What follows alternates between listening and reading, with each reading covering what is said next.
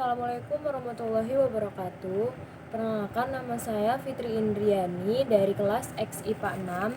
Di sini saya akan membacakan tentang rangkuman LKS halaman 8 sampai halaman 12. Kehidupan manusia purba di Indonesia. Yang pertama ada masa berburu dan juga mengumpulkan makanan tingkat sederhana. Ciri-ciri dari kehidupan bangsa berburu dan meramu adalah: yang pertama, tidak memiliki tempat tinggal yang pasti. Hidupnya ini secara berpindah-pindah, yang disebut juga nomaden. Yang kedua, dalam berkomunikasi masih menggunakan bahasa yang sederhana. Berikutnya, masyarakat ini telah menemukan cara pembuatan api.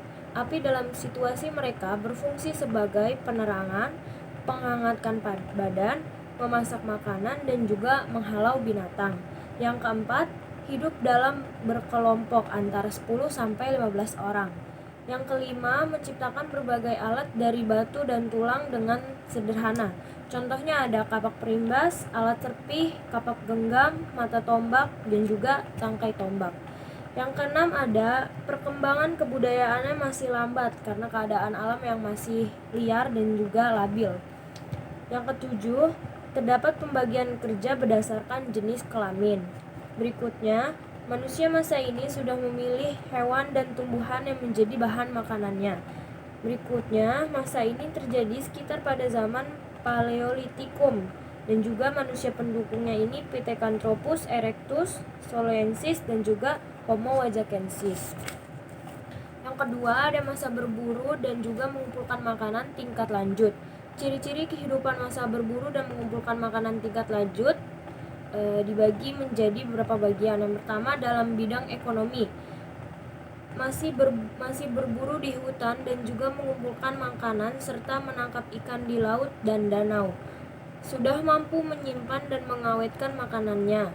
Ada yang hidup di daerah pesisir dan juga makanan pokoknya masih kerang dan juga ikan laut.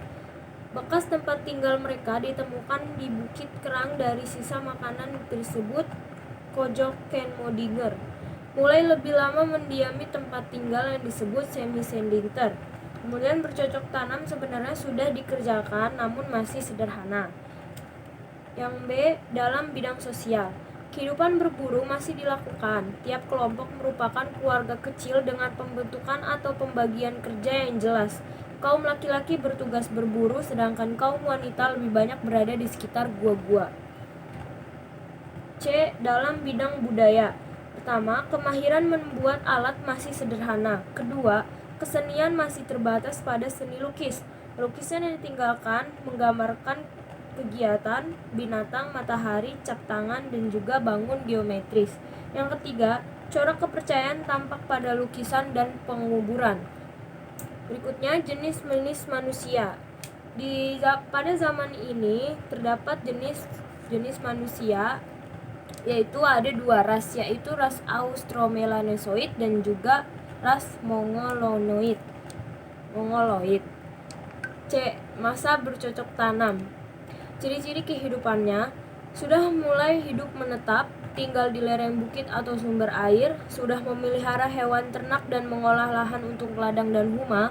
Mereka sudah lebih mahir mengawetkan dan menyimpan makanan, sudah mendirikan rumah yang besar untuk ditinggali bersama, bergotong royong, sudah mempunyai pemimpin dengan prinsip primus inter pares, telah mengembangkan kebudayaan dan seni, telah mengenal sistem kepercayaan kepada nenek moyang dan kekuatan alam, dan terakhir, kesenian telah mencakup bidang kerajinan dan bangunan batu besar. Corak kehidupannya, yang pertama ada kehidupan ekonomi. Jadi mereka ini sudah memenuhi kebutuhan hidupnya, tidak lagi bergantung sepenuhnya kepada alam. Selain kebutuhan primer, masyarakat sudah mengenal perdagangan barter. Kebutuhan akan tempat tinggal dipenuhi dengan membuat rumah sederhana dengan atap dedaunan. Yang B, kehidupan sosial. Masyarakat tersusun menurut kelompok bertani. Pembagian kerjasamanya semakin jelas dan juga penggunaan bahasa berkembang ke arah yang lebih baik. C, pemujaan roh nenek moyang. Pemujaan roh leluhur, kepercayaan ini terhadap adanya kekuatan gaib menjadi adat kebiasaan masyarakat. Biasanya ini disebut animisme dan juga dinamisme. D, jenis manusia. Indonesia bagian barat berpengaruh besar pada ras Mongoloid, dan juga Indonesia bagian timur dipengaruhi oleh komponen Austromelanozoid sampai sekarang.